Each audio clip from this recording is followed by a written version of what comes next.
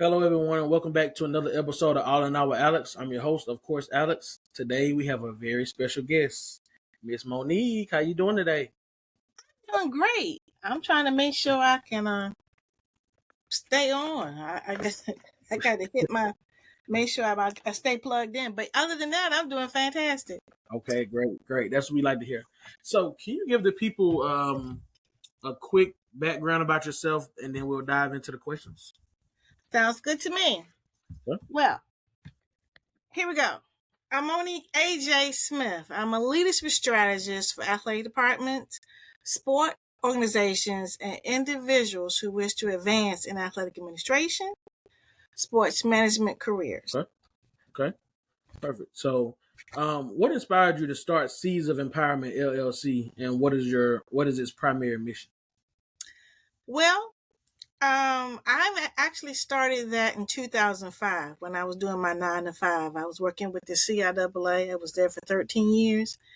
And one of the things I enjoyed the most was professional development, personal development, and helping people reach their goals. But one of the things that people fail to recognize is that it's going to take growth. It's going to take being uncomfortable.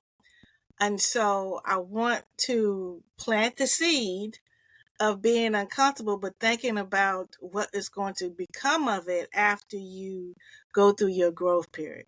So, Seeds of Empowerment is about planting seeds of empowerment to lead others to greatness.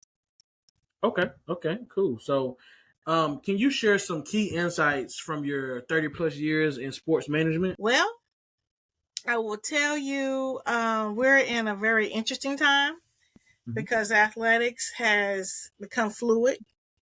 What would be a bylaw and a violation in 1 month, and 3 months later, it could not be. Student athletes have now gained their rights in various ways.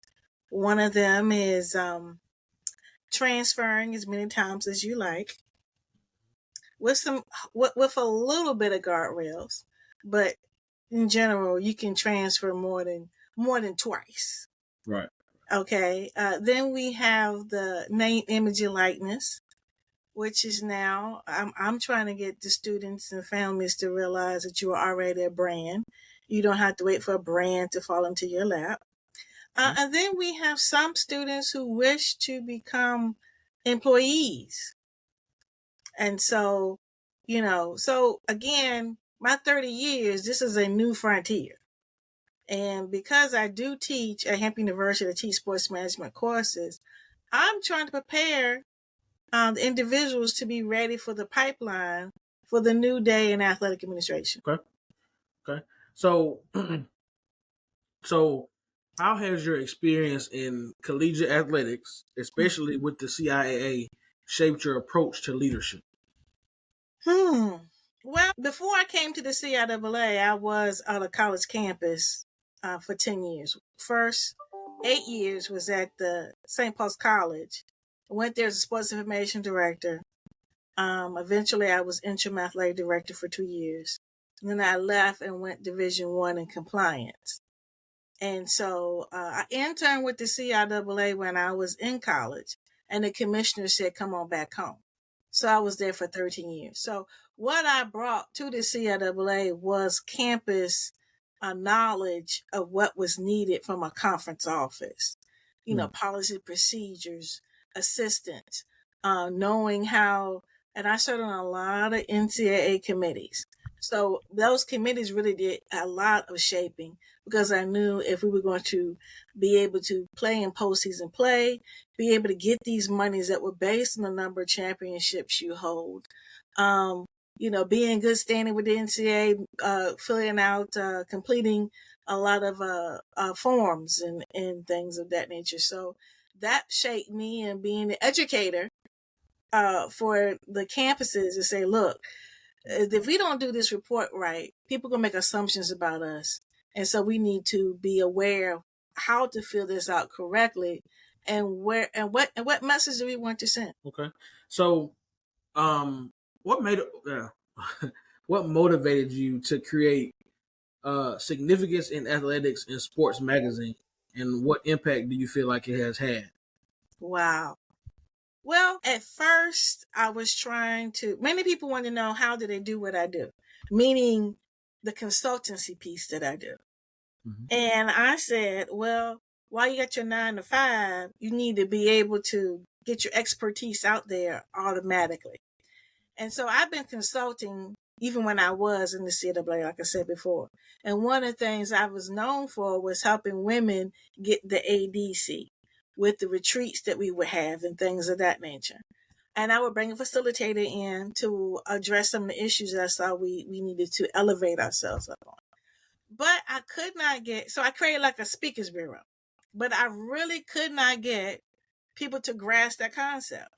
So I scratched that and I said, okay, I'm going to help you identify your intellectual property and put it in a magazine. And so with that, I do expert marketing. Because here's the thing. As educators, we give away our information for free. Mhm. And so sometimes when we go speak, we get a love offering, but we don't have a product. See, if you have a product after you finish speaking, you can do one or two things. You can ask the organizer to buy the product for all their attendees, or you can ask for vendor space and be able to sell your product. So many people don't have a book, but you do have an article in a magazine that allows you to have a product and people can leave with a piece of you.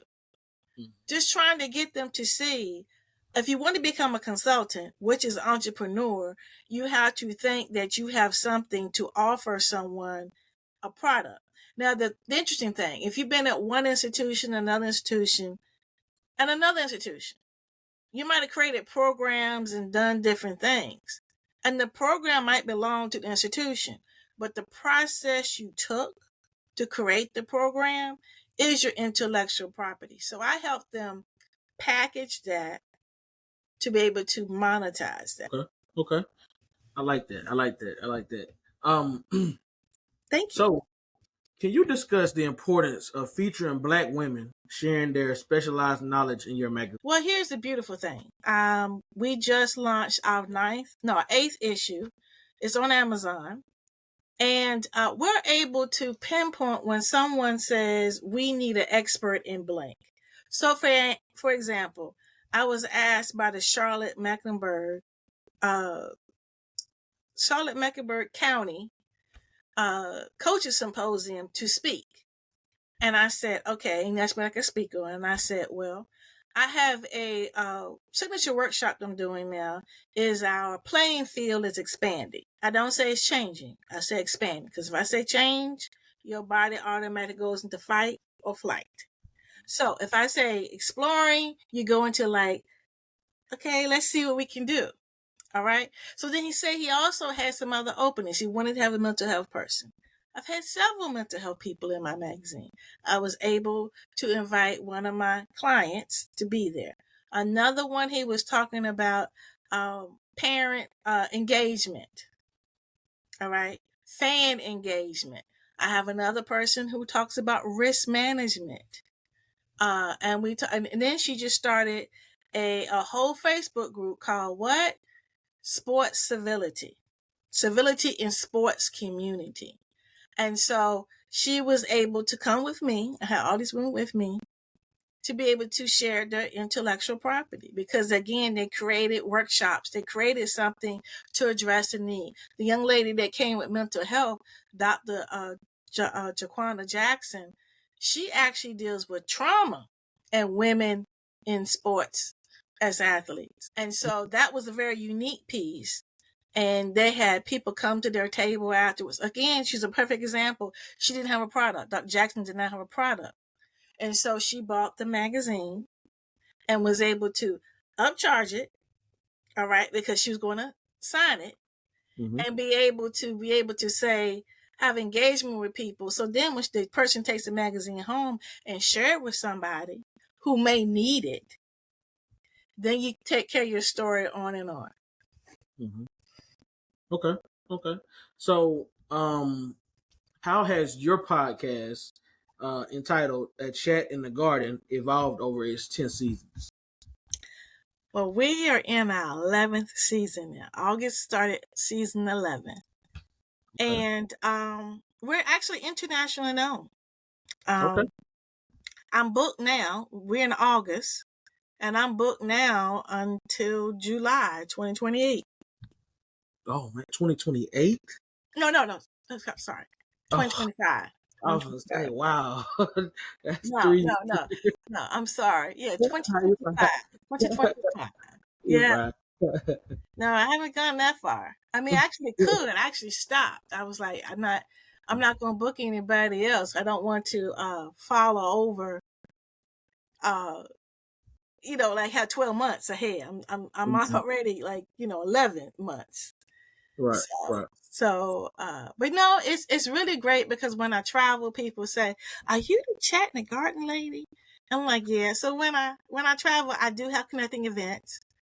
And it's funny because they all know me, but they all live in the same city and might not know each other. So that's where we Oh, connect minds and vines and minds together to grow. I like that. Vines and minds. I like that. So, what are some common challenges? What are some common challenges that Black women face in athletics and sports, and then how do you help address them? Well, I would say an administration of sports because the sports Okay. can be the athletes, Right. it could be the fans, it could be anything. But from a leadership standpoint, a lot of it has to do with confidence. Okay. Because I mean, it's just like I was listening to my husband and I were listening to Earth, Wind, and Fire last night.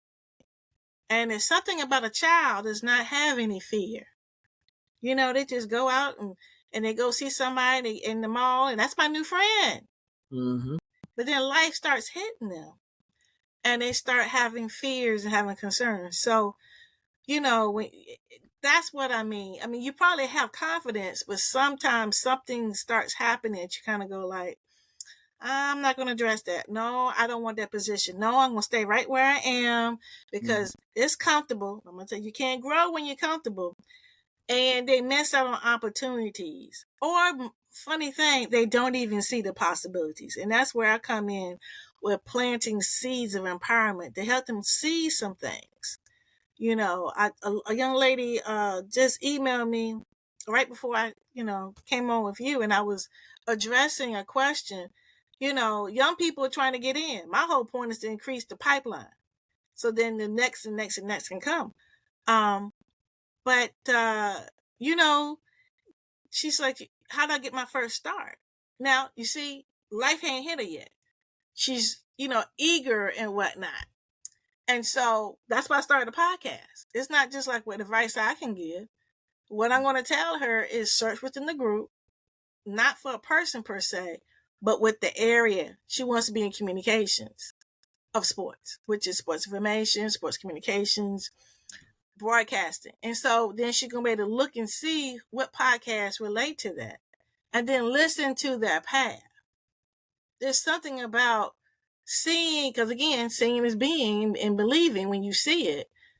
That's going to build her confidence more than me giving her direct advice about her. Agree. Yep, I agree. So, can you share a success story that comes to mind of someone that you've mentored or guided in their athletics administration career? Lots of those. I have lots of those.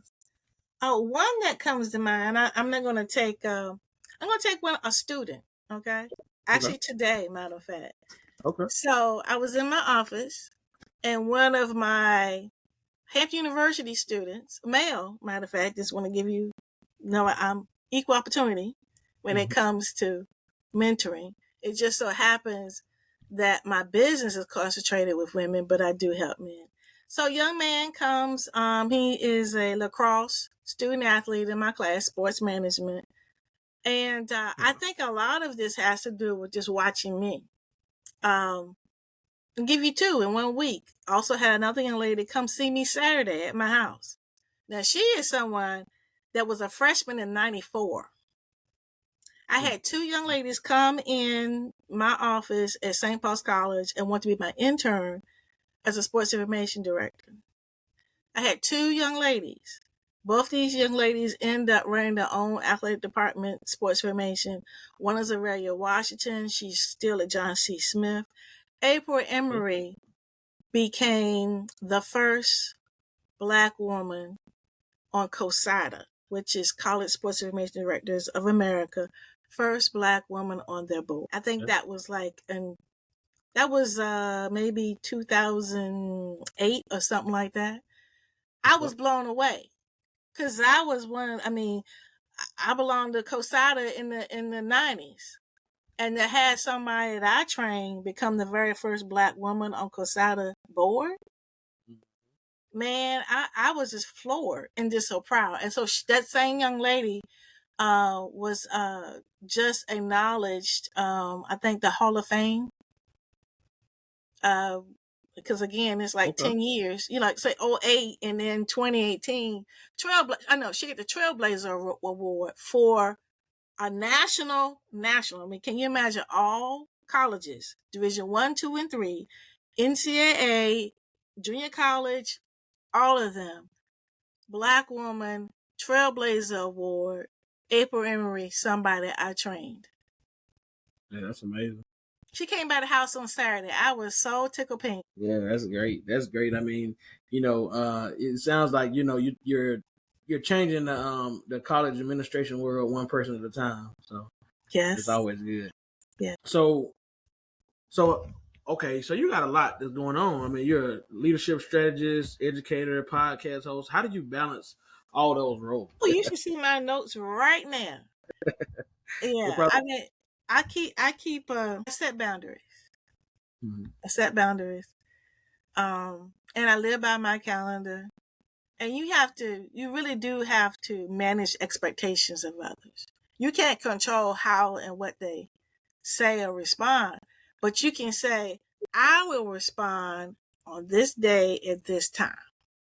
And so I do executive coaching on Monday nights, Wednesday nights, and Thursday nights. If you want to talk to me, you have to get on the calendar.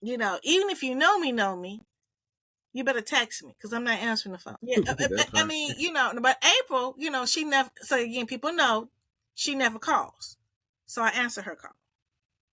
I mean, even my mom. Now, my mom she calls. Well, she even called me since we're sitting here, but the deal is, only call me when there's an emergency. Don't call and tell me who you saw downtown. Okay? It's got to be so I can stop what I'm doing. And so I do a lot of work in bulk. Like you said, my podcast is booked to when? July 2025. Yeah, you see what I'm saying? So I block things so that I can be able to, and my mom has doctor's appointments. I said it only can be on Mondays and Fridays. And then I ask for help. Mom's got an appointment. I'm going to take her. My husband's going to pick her up. So I really do try to, I do have help. I have 3 staff members. One person engineers my show. Another person does my marketing. And another person is my concierge for the magazine to communicate with people and tell them to know where we are. Yeah, that's good. That's good. I mean, it's always good to have help when you're doing all that, because I definitely, I need to get to a point where I can hire somebody because I need to get to that point too, because doing all this stuff by yourself is definitely overwhelming. So that's why I try to stick to my schedule. My calendar is like my best friend as well. I put everything in my calendar. I don't like anything that's last minute. I don't really like it. Well, see, again, I'm going to tell you, like I told a guy that he asked me to help him. I'm like, no, you just need a content creator. And the young lady that that emailed me today, mm-hmm. She wants to be in sports, communication. I think she said she did some content creation, but I think she wants to be a sideline reporter and all that kind of good stuff. But there are eager young people who want to get their feet wet. And that's how I started. I interned at CIAA my sophomore year in college. I interned at BET. I interned at the local TV station. And for me, internships are great because you get a chance to learn what you don't like. And I didn't like television. You know, I like sports information where I could create my own slogans, be able to promote the people, you know, and that's how I treat the people in my magazine. I want to promote you so that if you try to go for that job, they would have seen your name so many times. They're like, I want to bring them in for an interview. So the same way they see you on the ballot and they check you off is the same way I want them to see your name and bring you in for an interview. Agree. Um, so can you discuss the importance of brain health advocacy in sports communities? Well, yes, I am on the board of Head to Speech. Shout out to Dr. Tambia Pope, who is the president and founder of Head to Speech, and I am a board member. And so for me, I have been educated the importance of brain health. And brain health to me has been eye-opening because when I have been exposed to the fact, I don't know if you watched the TV show Quarterback. It was on Netflix. And Cousins was, Go ahead, I'm sorry. Cousins, I forgot what team he was with, but Cousins was doing prehab before the game. So that when he gets hit, it becomes absorbed in parts of his body that he can manage. So prehab is the same thing with, I used to remember playing the game Memory, you know, and it still works today. Like I can tell you where something is because I see it in my head. Because as a kid, I practiced the matching game with just cards, you know, and so my brain has been conditioned to go and spot it in my head the way I saw it. Like you missing your socks, I can see it in my head, and then I said the last time I saw it, it was there. So my brain has been trained that way. So hopefully, if I get shook up or something, that part is going to still be there because it's been ingrained. It's like muscle memory, but it's a little bit different because you want it to be how you thinking about necessarily what happens automatically. And so when I saw that, and then I met, because Dr. Pope was in my magazine, so now I'm able to educate people on her expertise. That becomes a way to, if you incorporate speech pathology in some of your pre-games or some of your training, your prehab, that when something does happen, you can have a quicker return to learning and playing. Okay. So You ran out of questions? no, I was going to ask another one, but it was one that you already answered, kind of as you were talking about that. So let's do this. Can you share some key lessons from your time as an athletic conference executive? Well, one of the things that I'll just share some things that I'm most proud of. Okay, so one of the things I was really tasked with, which I felt like Noah in the Ark, was bringing bowling, women's bowling, to the CIAA. And I knew it could be done because I had just come from the MEAC, University of Mercy Shore, and that was the sport I was assigned to help with the championship. So I've been exposed to it. But we had my pitch to the presidents was bowling is already on national television. So the NCAA does not have a national championship because they don't have enough teams. So if we make it mandatory for all 12 of our schools, we would guarantee to have a national championship with one of our teams in it. And it worked. And I think it was 2004, we were in the national championship. Winston-Salem State represented the CIAA in the very first national championship. So that really lends itself, and my advice to anyone is to know the trends that's going on in your area and be able to educate yourself so you can educate others and influence decision makers. Okay, cool. So can you discuss the importance of marketing the success of others in the sports industry? You know, that's what we do in our private Facebook group. We got 3,300 people in our private Facebook group. And especially, you know, going with the mental health piece, community is important. especially when you think that you're the only one. Now, I just happened to work in HBCU land, so it wasn't necessarily race that made me isolated. But being a woman has been more of a challenge, especially in the 90s, and me being one of the first female athletic directors at 28 years old. I'm now 56. So that's why I have a lot of experiences. I can help other women to do that. To navigate some of those things. Some of my clients, they were talking about sitting athletic directors have come to me and share concerns about development.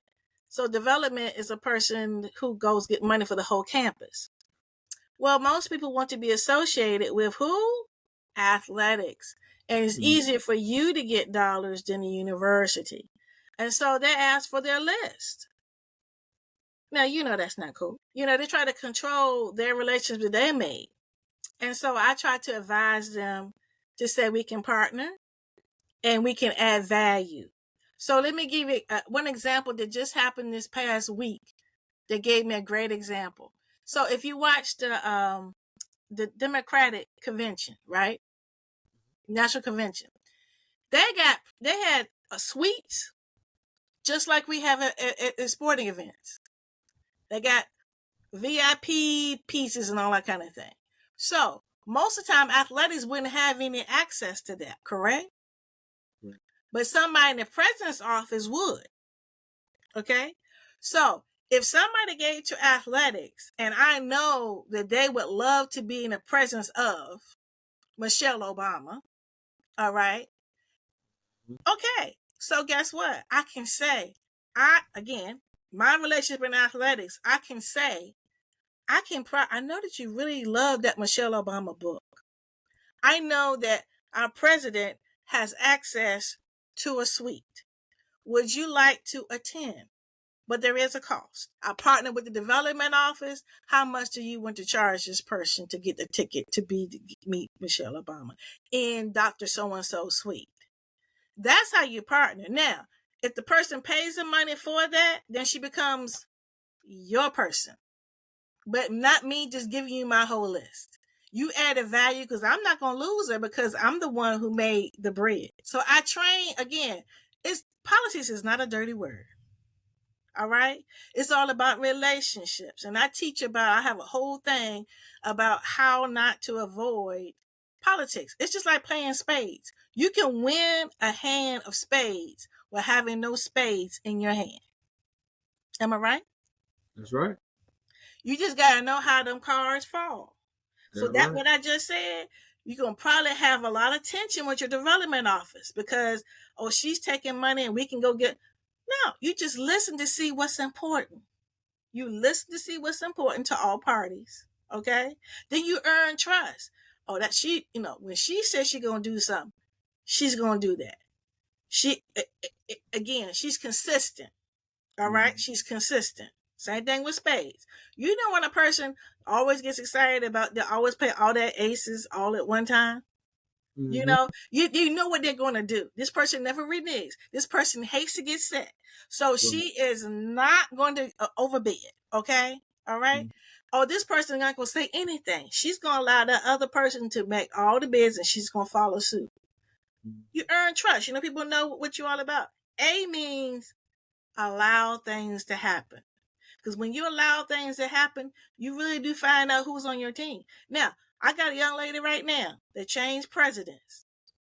She's ready to see who's got her suit right now. Where before, somebody was always cutting her. Now they see they're in the same suit. You follow what I'm saying? So sometimes you play off to see if a person supports you or don't support you. You better see where they are. All right? Then R means relationships. Relationships are face cards in spades. Spend your time building higher relationships. All right? Then sit here and rehash what already happened. All right? Because that water cooler conversation, you need to keep on walking. That's it. Because that's going to label you as a problem person, as a person that keeps reneging, a person that talk junk all the time and talks across the board. All right. But a person who build a high relationship, next time, boom, you're going to be able to win that hand, that issue at hand. And lastly, notice how people act when they lose. Notice how people act when they win. You just and decide, do you want to be on that person's team or not? And that's how I say, learn the game. Don't avoid politics. It's nothing but a game. So that's what I'm saying about these young ladies. About go ahead for that AD position. Don't let somebody else intimidate you because they think that you've been a first-time administrator. One of the things I used to always say, a coach may become an AD, but I've been an AD longer than the coach has been an AD. You see? So my being sitting at the table and seeing what VPs do and how they move, I got 30 years down on you. Well, you might have had 3. That's right. Okay. I like how you you compared it to spades. I'm a big spades player myself, so a lot of people, if they don't know how to play spades, a lot of those analogies they wouldn't get. You know what I mean? Like, because if I feel like my partner got this book and I don't know if this person couldn't, I'm gonna lay off. I'm gonna throw that club down over this heart. I'm gonna just throw my little tour club down. My partner might have the queen. I'm gonna see if the queen gonna walk this time. We'll see if the jack gonna walk. Mm-hmm. And you allow things to happen. That's A. You allow things to happen to see where things are. You don't have to win every book. Some people are like, no. And the people gonna know where you stand, and you ain't gonna know where they stand. You gonna do that when you earn trust. Now allow to see where everybody else is standing. Yep, because you laying off on that book can allow your partner to get that take another card out of your hand. So now when it comes back around, them clubs hit again. Now you ain't got no clubs because you done laid them all off. So now it's your turn to be on offense. You know what I mean? So that's right. But yeah, so yeah, I like that. So, so let's say, so how do you see technology impacting the future of sports medicine and leadership? Well, you say sports medicine. Do you just mean sports management? Yes, sport. Yes, I'm sorry. Okay, yeah, AI is coming and it's here. Artificial intelligence. And I don't mean using AI to write your letter, because you got to go in there and make it your own. But a lot of times where, like, I got a client right now who has an app, but that needs some work. Mm-hmm. So it needs because people are drawn to moving things, pictures and moving. So you having a lot of words ain't gonna cut it. Mm-hmm. So how do you input? And I mean, there are a lot of AI apps, and you can put some information in, and then it comes out with. I'm trying to see. I got one in here that I love. One of my girlfriends came up with a. Is this it? Yeah. This is one of my former clients. All right. This is a female athlete's coloring book. Okay. Plus size. Now you hear something funny. My husband said, I know that girl up front. I said, no, you don't. He said, yes, I do. I said, she's not real. She was made by AI. What? But you see what I'm saying? Right. Yeah. I agree that AI is coming, and well, it's already here. It just expanded even more, and it's affecting people's jobs and stuff too. So yeah, copywriters are going to I mean, like, you used to pay somebody to write your copy for your ad. Now you can input. I mean, even speeches. Not just to write my own speeches. Even the outline. I mean, I still do that myself, but it gets me going. Give me some gas in my tank to to go. Right. I still decide which way we're going, but it gives me some gas. It don't help to have a little spark, sometimes, life has been so busy. So you're like, you know what? I'm just going to utilize it to help me get where I need to be. Like, so it's definitely useful in some aspects, and in some aspects that is, shouldn't be used in, or, but, we don't make those kind of decisions. So, so how do you approach networking and relationship building in the sports industry? Well, I tell my students, some people are introverts, some people are extroverts. So I kind of say to everyone the same thing. And the introverts really love it.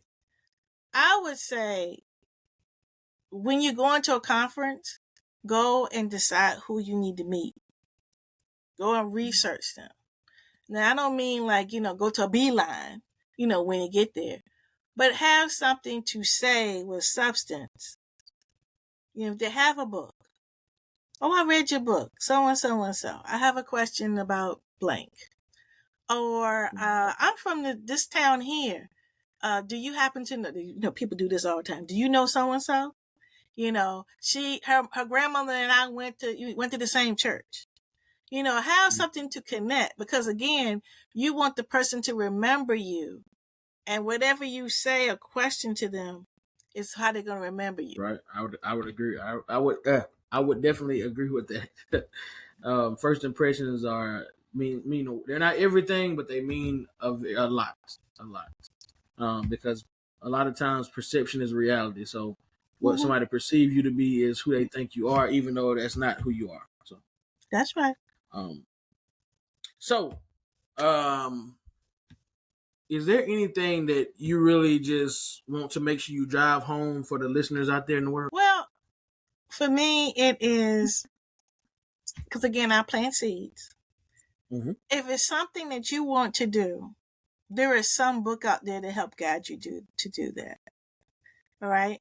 And then for those who are in athletics and sports, I would say really, really, don't be afraid to put your specialty out there, your intellectual property.